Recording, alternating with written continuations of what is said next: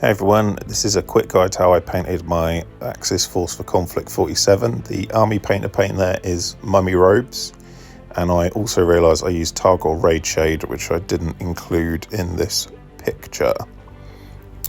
The first step out the gate is to prime everything and then cover it in Typhus Corrosion for additional texture. And from there I just painted everything black. Of course you could spray this stuff black. I just didn't have a black spray to hand. From there I dry brushed everything with Mummy Robes to pick out details and texture. From there I picked out different parts with Evil Sun Scarlet just to make the minis look striking. And at this point I'd washed everything with Targor Raid Shade and picked out different things like clips, helmets with rattling grime, and sort of any skin with Mummy Robes. I picked out some more details with Mummy Robes at this point, painted some symbols on them once I'd settled on a symbol to use, and there was some dry brushing with Wild Rider Red on the parts that were red. At this point I decided to base some of the figures to see what they look like, and I kind of decided they were done. I put Flesh Terrors Red over the blood on the zombies, and here's just a quick look at what I did on the vehicles in terms of adding symbols. On the vehicle, I should say, adding symbols just to finish everything off. And that's how I painted my Axis Force for Konflikt 47. So here is the finished force out on the table, and I'm really happy with how they come out. I hope to expand them a bit further.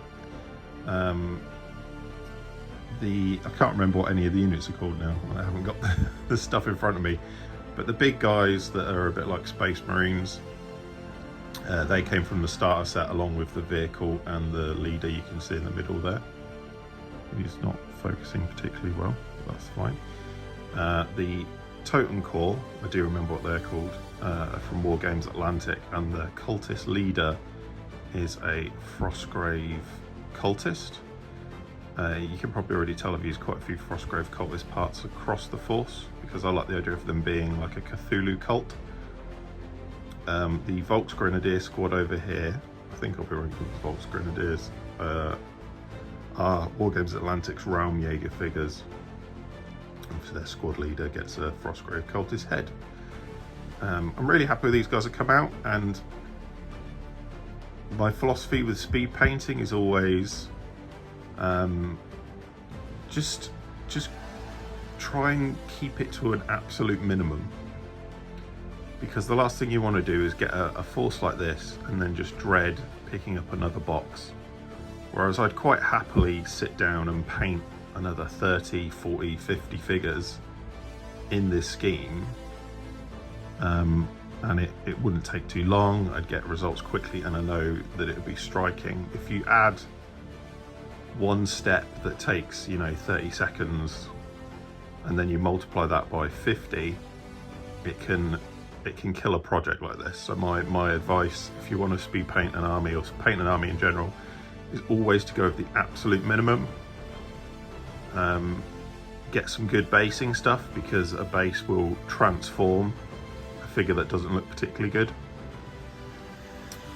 And yeah, that's it. So I'm really happy with how these guys came out. I hope to expand the force. I think this scheme will start to drag if you go really big, and I've noticed that where I've painted Chaos Space Marines before in a similar style. So I think if I add other units, I'll look at variations of the scheme, maybe bringing out the red more. Could be a cool thing, or the white, and have units that have predominantly red armor or predominantly white uniforms, or whatever it is, just to make things look a bit more varied across the force. Yeah, that's my Konflikt 47 force, and I look forward to getting these guys on the table. Thanks very much for watching.